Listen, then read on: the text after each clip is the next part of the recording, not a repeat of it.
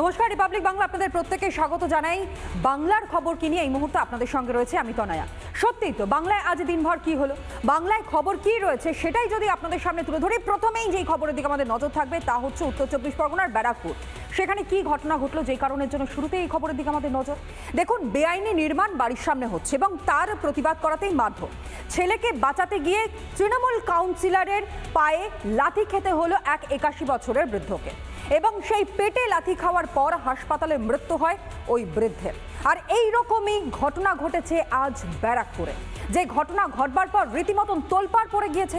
তৃণমূলের সাংসদ পার্থ ভৌমিক ঘটনাস্থলে গিয়েছেন, পরিবারের পাশে দাঁড়ানোর চেষ্টা করেছেন, কিন্তু সেখানে গিয়েও একেবারে রাগঢাক না রেখে সম্পূর্ণভাবে মিথ্যাচার করে গেলেন তৃণমূলের সাংসদ পার্থ ভৌমিক। দেখুন। দাদা, কাউন্সিলর মারতে পারে? একটু কথা বলছি দাদা।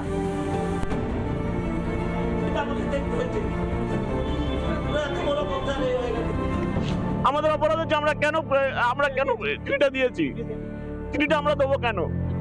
ইলিগাল কনস্ট্রাকশনের 100 বার শুনলেন তো, অপরাধ একটাই, বেআইনি নির্মাণের অভিযোগ জানিয়েছিল এই পরিবার। পুরসভায় অভিযোগ জানানোর জন্য শাসক নেতা রোষানলে পড়তে হলো। অত্যন্ত মর্মান্তিক ঘটনা ঘটে গিয়েছে, যেখানে কাউন্সিলর তিনি পিটিয়ে মারছেন।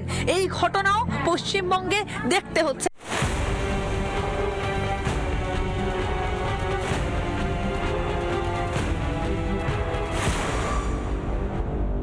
অবৈধ নির্মাণ থেকে লক্ষ লক্ষ টাকা তৃণমূল কংগ্রেসের নেতাদের পকেটে যায়, কাউন্সিলরের পকেটে যায়। তো স্বাভাবিকভাবে এই টাকা তার যে তোলা হয় তার প্রতিবাদ যদি কেউ করে, তৃণমূল কংগ্রেস তো তাকে লাথিই মারবে, তো আদর করে মাছ ভাত খাওয়াবে। ব্যারাকপুরের 23 নম্বর ওয়ার্ড মনিরামপুর এলাকার বাসিন্দা তুলসী চরণ অধিকারী। তাঁর বাড়ির সামনেই বেআইনি নির্মাণ চলছিল। একটা বাড়ি থেকে আরেকটা বাড়ির যে ডিস্টেন্স হয় সেটা কিন্তু এক হাতও নেই। 3 ফুট কোনো রকম কোনো দূরত্ব নেই, একেবারে গা দিয়ে নির্মাণ বাড়িটি। অভিযোগ, এই বিষয়ে স্থানীয় কাউন্সিলর তথা আইনজীবী রবীন্দ্রনাথ ভট্টাচার্যকে বারবার জানিয়েও কোনো লাভ হয়নি। তারপর পুরসভায় নালিশ করে তুলসী অধিকারীর পরিবার। এতেই নাকি চটে যান কাউন্সিলর। আমাদের পাশে কনস্ট্রাকশন ইনলিগাল বাড়ি করছে, আমরা সেটার প্রতিবাদ করেছি। শুরু থেকে ফার্স্ট যখন ভিত কাটা হচ্ছে তখন থেকে আমরা ওনাকে জানিয়েছি, উনি কিচ্ছু স্টেপ নেয়নি। কারণ স্টেপ যদি নিত আজকে বাড়িটা 3 তলা উঠে যেতে পারতো না। অভিযোগ, রবিবার তুলসী অধিকারীর বাড়িতে চড়াও হন রবীন্দ্রনাথ ভট্টাচার্য। তুলসীর ছোট ছেলেকে হুমকি দেন। এরপরেই ছোট ছেলেকে নিয়ে কাউন্সিলরের বাড়ি যান তুলসী। অভিযোগ, তখন বৃদ্ধের ছোট ছেলেকে মারধর ও গালিগালাজ করেন রবীন্দ্রনাথ ভট্টাচার্য।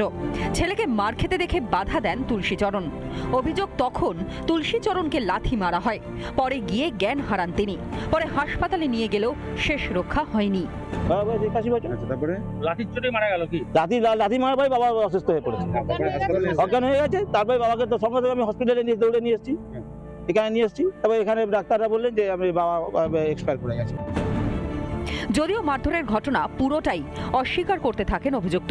হেমন্ত নিয়ে এসে তুলসী অধিকারী আমার কলার ধরে আমার মা তুলে বাবা তুলে গালাগালি করে। সৌমেন বলে একজন, সে বাধা দিতে গেলে তাকেও গালাগালি করে, তাকেও মারে। চলে যাওয়ার পর উল্টো দিকে একটা সবজির দোকান আছে, যেখানে গিয়ে উনি পড়ে যান। তারপর তাকে হাসপাতালে নিয়ে যাওয়া। অভিযুক্তকে পরে গ্রেফতার করে পুলিশ। রাতে এলাকায় পৌঁছন সাংসদ পার্থ ভৌমিক। জানান, 6 বছরের জন্য রবীন্দ্রনাথ ভট্টাচার্যকে সাসপেন্ড করেছে দল। কিন্তু রিপাবলিক বাংলার প্রশ্নে মুখে কুলুপ। কেউ দেখতে পায়নি এতদিন ধরে একটা অবৈধ নির্মাণ তৈরি হচ্ছে? পরিবার বিচার পাবে নাকি এখানেও কোনো টাকা দিয়ে দায়ভার সারা হবে?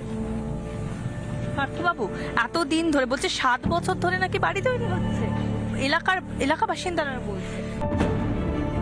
ব্যারাকপুরে অবৈধ নির্মাণ, স্রেফ তার প্রতিবাদ করায় বৃদ্ধের প্রাণ চলে গেল। পরিবার বিচার পাবে নাকি আবারও টাকা দিয়ে দায়ভার ঝেড়ে ফেলার চেষ্টা করবে প্রশাসন? রিপাবলিক বাংলা। বিজেপির থানা ঘেরাও কর্মসূচি। আর রবিবার এই বিজেপির কর্মসূচিকে কেন্দ্র করে উত্তেজনা ছড়ালো কোচবিহারে।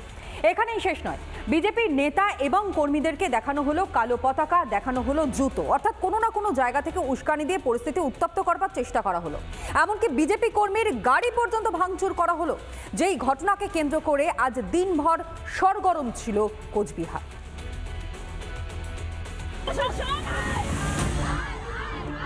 বিজেপির শান্তিপূর্ণ কর্মসূচি, তার আগেই শাসকের অসভ্যতা, গুন্ডামি। কখনো স্লোগানবাজি, কখনো বিজেপি কর্মীদের জুতো দেখানো হয়, এমনকি ভেঙে দেওয়া হলো বিজেপি কর্মীদের গাড়ি। এইসবই ঘটল দিনহাটার বিজেপির থানা ঘেরাও এবং ডেপুটেশন কর্মসূচিকে ঘিরে।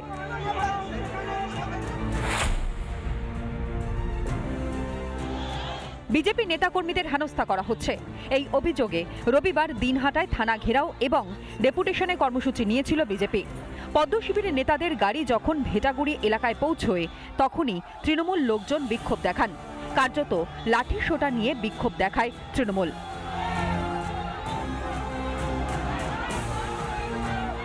এরপর বিজেপি নেতারা জেলা সম্পাদক অজয় রায়ের বাড়ি থেকে একটি মিছিল বের করে সরাসরি দিনহাটা থানার সামনে উপস্থিত হন। সেখানে কিছুক্ষণ বিক্ষোভ দেখানোর পর একটি প্রতিনিধি দল থানার ভেতরে প্রবেশ করে। পতাকা দেখানো হলো, গাড়ি আটকানোর চেষ্টা করা হলো। আলো পতাকা দেখানো তো এদের কৃষ্টি কালচার, এটা তো আজকে নতুনত্ব কিছু নয়। তো মনে হচ্ছে যে এখানে দিনহাটা এবং সিদাইটা ওনারা একদম কবজা করে নিয়েছেন, মানে তাদের দৌলতে চলছে। অত জনতা পার্টি রাস্তা নেমে লড়াই করে। আর আপনারা জানেন যে তৃণমূলের এই মুহূর্তে দিনহাটায় পায়ের তলায় মাটি। ট্রেলার দেখালাম, এরপর আমরা পিকচার দেখাবো। ভারতীয় জনতা পার্টি রাস্তা থাকবে, আর দিনহাটার এই বিধানসভা তৃণমূলের যদি ক্ষমতা থাকে তারা জিতে দেখা। অজয় রায়ের কথার উত্তর তো, অজয় রায় কোথায় কোথায় মন্ত্রী? অজয় রায় তো নিজেই বাড়ির থেকে বেরোতে পারে না। এখন সিকিউরিটি পেয়েছে দুটো সিকিউরিটি নিয়ে মাঝে মাঝে বার হয়। ওকে আমরা নেতা হিসাবে মানি না। ওরা হলো জমির দালাল, এবং দিনহাটায় কোনো রকম অশান্তি আমরা করতে দেব না। যদি কেউ কোনো রকম অশান্তি করতে চায় তার ফল কিন্তু তাদের ভুগতে হবে। সামান্য থানা ঘেরাও কর্মসূচিকে ঘিরেই কত কাণ্ড, বাকযুদ্ধ দিনহাটায়। এসব দেখে অনেকেরই প্রশ্ন, ভোটটা শান্তিতে হবে তো? রিপাবলিক বাংলা। আমাদের রাজ্যের স্বাস্থ্য ব্যবস্থার হালটা কি রয়েছে সেটা আপনাদেরকে জানাই। বরং পূর্ব বর্ধমানের ঘটনা, যেখানে ব্লক প্রাথমিক স্বাস্থ্যকেন্দ্র এবং সেই ব্লক প্রাথমিক স্বাস্থ্যকেন্দ্রে যেই বেডে রোগীর শুয়ে থাকার কথা সেখানে শুয়ে রয়েছে পথসারমেয়রা, অর্থাৎ পথ কুকুররা। কিন্তু প্রশ্ন হচ্ছে যে যেই জায়গাতে রীতিমতন সাধারণ মানুষের চিকিৎসা হওয়ার কথা, সেই স্বাস্থ্যকেন্দ্রে এই কুকুর পৌঁছে গেল কি করে? তাও আবার বেডের ওপরে শুয়ে আরাম করতে দেখা গেল তাদের। স্বাস্থ্যকেন্দ্রের যারা দায়িত্বে রয়েছেন তারা কি বলছেন? এই ঘটনা কি স্বাভাবিক? রাজ্যের যে স্বাস্থ্য ব্যবস্থা একেবারে বেহাল তা কার্যত স্পষ্ট হয়ে গেল এই ছবি দেখবার পর। দেখুন।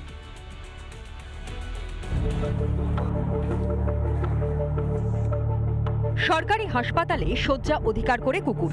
একটি নয়, শীতের রাতে দিব্যি আরামে ঘুমোচ্ছে দুটি কুকুর।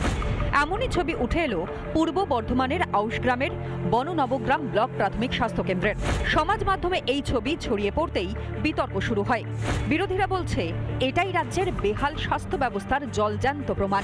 পশ্চিমবঙ্গে স্বাস্থ্য ব্যবস্থার যেভাবে দুর্গতি হচ্ছে, আগামী দিনে আমাদের যারা অর্থবান মানুষ তারা তো বাইরের রাজ্যে যায়, এরপরে গরিবরাও বাধ্য হবে ঘটি বাটি বাড়ি বিক্রি করে অন্য রাজ্যে চিকিৎসা করে। একটি ভিডিও কেউ প্রকাশ করেছেন ওই স্বাস্থ্যকেন্দ্র কর্তৃপক্ষকে তথা স্বাস্থ্য পরিষেবাকে কটাক্ষ করার জন্য, অপদস্থ করার জন্য। পরিষ্কার বোঝা যাচ্ছে যে ওইটা হাসপাতালের অভ্যন্তরে কোনো বেড না। হাসপাতালের সিঁড়ির পাশে একটি পরিত্যক্ত বেড, যা এখন আর ব্যবহার হয় না, সেখানে দুটি সারমেয় আশ্রয় নিয়েছে। তবে প্রশ্ন উঠছে, পরিত্যক্ত বেড হলেও কিভাবে স্বাস্থ্যকেন্দ্রের ভেতরে ঢুকে পড়ল পথ কুকুর? সেই সময় স্বাস্থ্যকেন্দ্রের দায়িত্বপ্রাপ্ত কর্মীরা কোথায় ছিলেন? নজরদারি কোথায়? আমরা এসেও দেখলাম যে ছাগলও থাকছে, মানে একদিকে মানুষ। আমাদের বাউন্ডারি ওয়ালটা পুরোটা ক্লিয়ার না, বাউন্ডারি ওয়ালটা ক্লিয়ার না, বাইরে গ্রাম থেকে ওটা ঢুকে যাওয়া যতটা সম্ভব তাড়ানো হয়। সবসময় তো স্টাফও কম, সবসময় ওটা সম্ভব হয়। আপনি ইমার্জেন্সিতে থাকে না, বাইরে দুইটা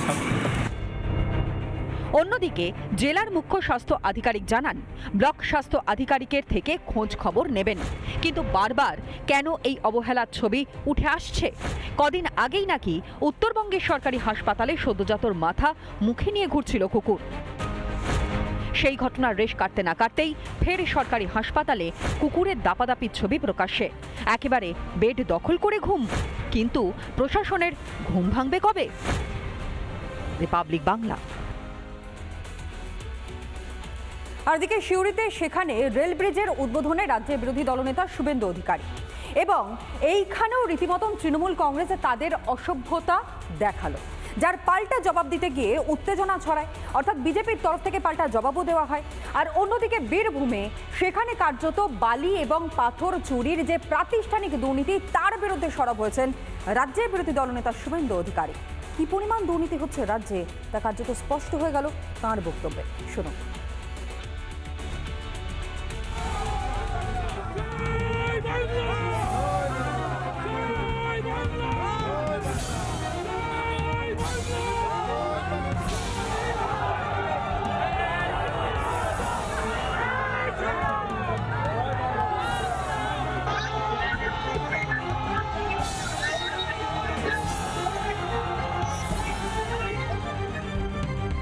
রেল ওভারব্রিজের উদ্বোধন।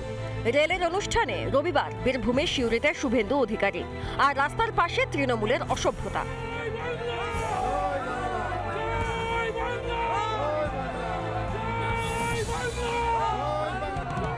পাল্টা বিজেপি কর্মীদের স্লোগানে এলাকায় উত্তেজনা।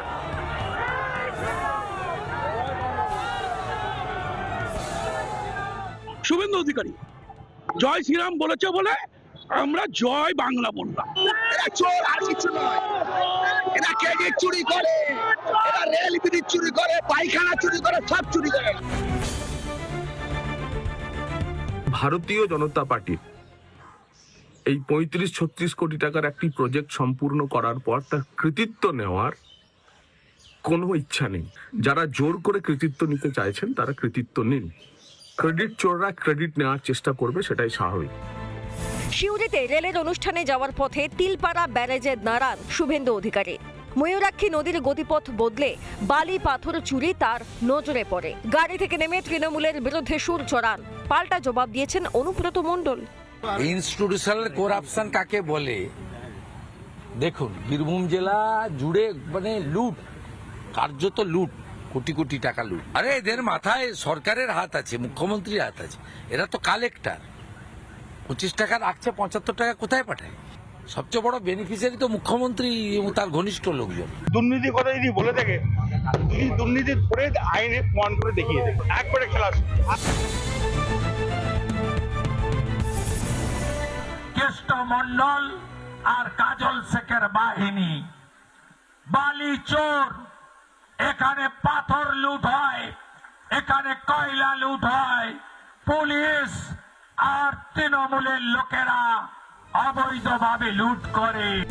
সিউড়িতে রেলওয়ে ওভারব্রিজের উদ্বোধন, তা নিয়ে গোটা বীরভূম সরগরম। অর্ণব মজুমদার এবং মনোরঞ্জন চ্যাটার্জির রিপোর্ট, রিপাবলিক বাংলা। শওকত মোল্লা জঙ্গি আর মমতার দপ্তরের পরিবহন মন্ত্রী, অর্থাৎ তার ক্যাবিনেটের পরিবহন মন্ত্রীর সঙ্গে নাকি বিজেপির আঁতাত রয়েছে। একেবারে প্রাক মুহূর্তে, অর্থাৎ রাজ্যে বিধানসভা নির্বাচনের এখনো নির্ঘণ্ট ঘোষণা হয়নি, কিন্তু অলরেডি ওয়ার্ম আপ করা শুরু করে দিয়েছে প্রত্যেকটি রাজনৈতিক দল। আর তারই মধ্যে এহেন মন্তব্য উস্কে দিলেন ফুরফুরা শরীফের পীরজাদা তোয়াহা সিদ্দিকী।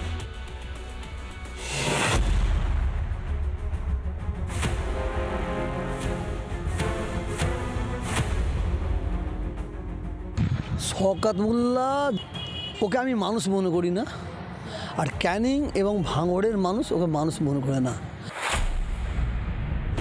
সেনা শিশুকে যদি মমতা ব্যানার্জি এবারে টিকিট না দেয়, আমি 3 বার বলছি ও বিজেপিতে যাবে যাবে যাবে। তোয়াহা সিদ্দিকী, ফুরফুরা শরীফের পীরজাদা, রাজ্য রাজনীতির প্রভাবশালী ব্যক্তি। তার নিশানায় তৃণমূলের মন্ত্রী থেকে বিধায়ক। শওকত মোল্লা সার্টিফিকেট তো মমতা ব্যানার্জি দিয়েছে, ও একটা জঙ্গি, বোম বাঁধার মাল। শওকত মোল্লা নিজে বলেছে এবারে ভাঙর লোবো, তাতে 2-4টা মায়ের কোল খালি হয়ে যাবে। ও কত মানুষের লুট করেছে, আপনি ভাঙর ক্যানিংয়ের মানুষের জিজ্ঞেস করুন। ক্যানিং পূর্বে বিধায়ক এবং ভাঙড়ের তৃণমূলের দায়িত্বপ্রাপ্ত নেতা শওকত মোল্লা।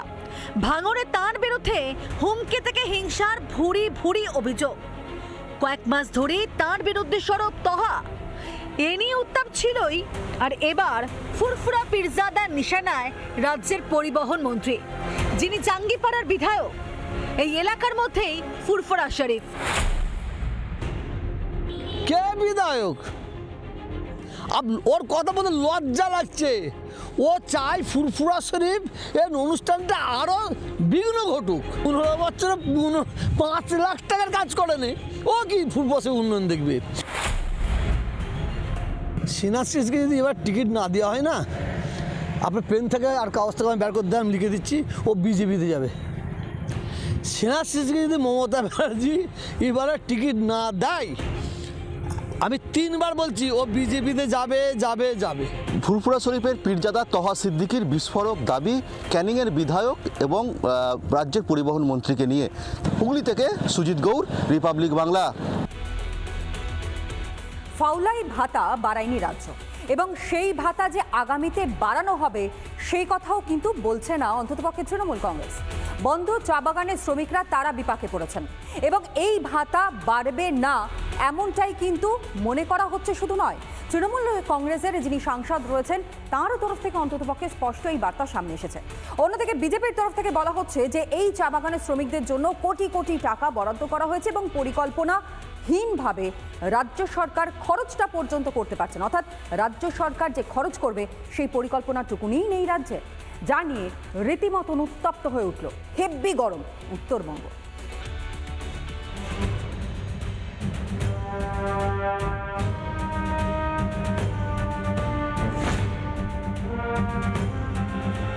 যারা বন্ধ চা বাগান আছে তাদের তো কোনো রোজগার নাই। এই যে 1500 টাকা দিচ্ছে সেটা একদম মানে ভিক্ষার মতন হয়ে যাচ্ছে। বন্ধ বাগানে আর কি আছে? আমরা শুধু রেশন পাচ্ছি, রেশন করে খাচ্ছি, চলতেছি। এটা তার তো অন্যান্য তো আর্থিক কিছু তো দরকার। বঞ্চিত উত্তরের চা বলয়ের শ্রমিকরা, বঞ্চিত বন্ধ চা বাগানের শ্রমিকরা। বন্ধ চা বাগানে রাজ্য সরকারের পক্ষ থেকে ফাউলাই ভাতা প্রদান করা হয় 1500 টাকা। বাম আমলেও এই ফাউলাই ভাতা ছিল 1500। দীর্ঘ প্রায় 15 বছর হয়ে গেল, এই 15 বছরে কিন্তু 15 টাকাও বৃদ্ধি হয়নি। উত্তরবঙ্গের অর্থনীতির ভিত্তি চা, আর এই চায়ের ওপরে ভিত্তি করে পেট চলে বহু শ্রমিকের। চা বাগান বন্ধ হলেই তাদের পেটে পড়ে লাথি। কিছুটা সুরাহা দিতে বন্ধ চা বাগানের শ্রমিকদের মাসিক ভাতা দেয় রাজ্য সরকার। বাম জমানায় চালু হওয়া এই ফাউলাই এখন 1500 টাকা। বাজেটে বিভিন্ন ভাতা বাড়লেও ফাউলাই বাড়ায়নি রাজ্য সরকার। এ নিয়ে ক্ষুব্ধ চা শ্রমিকরা। চা বাগানের মজদুরদের জন্য কোনো আলাদাভাবে কোনো এরকম বাজার তো নাই যে জায়গাতে গিয়ে ওরা কম দামে ওরা চাল ডাল গম ওদের যে বেসিক নিড যে আছে সেটা নিবে। আঙ্গনবাড়িদের বৃদ্ধি হচ্ছে, সব জায়গায় করেছে। আবার লক্ষ্মী ভাণ্ডারও বাড়িয়ে দিয়েছে। যারা ফাউলাই পাচ্ছে ওরা কি লক্ষ্মী ভাণ্ডার পাবে না? ফাউলাই যারা পায় ওরাও তো লক্ষ্মী ভাণ্ডার পাবে। ফাউলাই 3 মাস বাগান বন্ধ থাকলে কিন্তু লেবার ডিপার্টমেন্ট ভেরিফাই করে এবং 3 মাসের পরে কিন্তু ওদের ফাউলাইটা শুরু হয়। ফাউলাই যে বাড়বে না তা স্পষ্ট করে দিলেন তৃণমূল সাংসদ। বিজেপির দাবি চা শ্রমিকদের বিপুল টাকা পাঠিয়েছে কেন্দ্র, কিন্তু রাজ্য তা ফেলে রেখেছে। এর আগে নির্মলা সীতারামন জি 1000 কোটি টাকা দিয়েছিলেন, সেটা আসাম সরকার ব্যবহার করেছে 600-650 কোটি টাকা, কিন্তু এইখানে 3.5 পরে 400 কোটি টাকা রয়ে গেছে। কিন্তু রাজ্য সরকার কোনো পরিকল্পনা, কোনো মানে রোড ম্যাপ কেন্দ্র সরকারকে দিতে পারেনি, সুতরাং সেই টাকাটা এখনো রয়ে গেছে, এখনো পড়ে আছে। উত্তরে চা বলে শ্রমিকরা এই নিয়ে সরব হচ্ছে, তারা আওয়াজ তুলছে যে কমপক্ষে ফাউলাই 3000 টাকা করা উচিত। আলিপুরদুয়ার জেলার এই বন্ধ চা বাগান থেকে সুচিত চট্টোপাধ্যায়, রিপাবলিক বাংলা। ফের হুঙ্কার হুমায়ুন কবিরের, নিশানায় ফিরহাদ হাকিম রাজ্যের মন্ত্রী।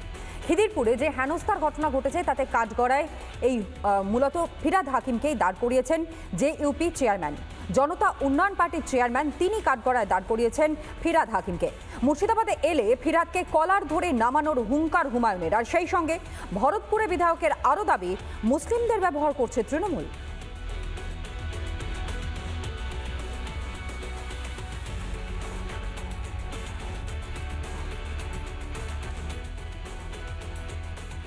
মুখ্যমন্ত্রীকে বলেছি আপনার তো ভবানীপুরে 44,000 ভোট কমে গেছে, তা আপনার এত যদি শক্তি থাকে রেজিনগরে আসুন। আর ভাইকে বলেছি বেলডাঙ্গায় আসুন, তো তারা আর সাড়া দিচ্ছে না। এদিন ববি হাকিম মুর্শিদাবাদে আসবে, ওর কলার ধরে নামাবো, কিন্তু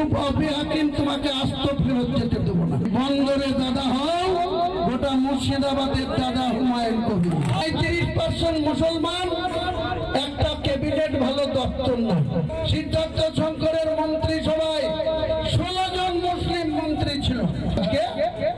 সিদ্দিকুল্লাহ চৌধুরী, গোলাম রব্বানী, এই যে আকরুজ্জামান, ওই সাবিনা ইয়াসমিন, আত্মজমল, এই করে 7টা মন্ত্রী রেখেছে, তাও সব তেজপাতা। এই মুসলমানদেরকে মমতা ব্যানার্জি তেজপাতাতে ব্যবহার করছে। মারছে মুসলমান, মরছে মুসলমান, জেলে যাচ্ছে মুসলমান, আর ডিম খাচ্ছে কে?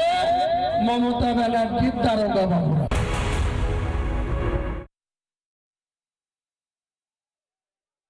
নানা ধরনের কন্টেন্ট দেখার জন্য লাইক করুন, শেয়ার করুন আমাদের ফেসবুক পেজ, সাবস্ক্রাইব করুন আমাদের ইউটিউব চ্যানেল। পাশাপাশি অন্যান্য ব্রেকিং নিউজের জন্য অবশ্যই চোখ রাখুন রিপাবলিক বাংলায়।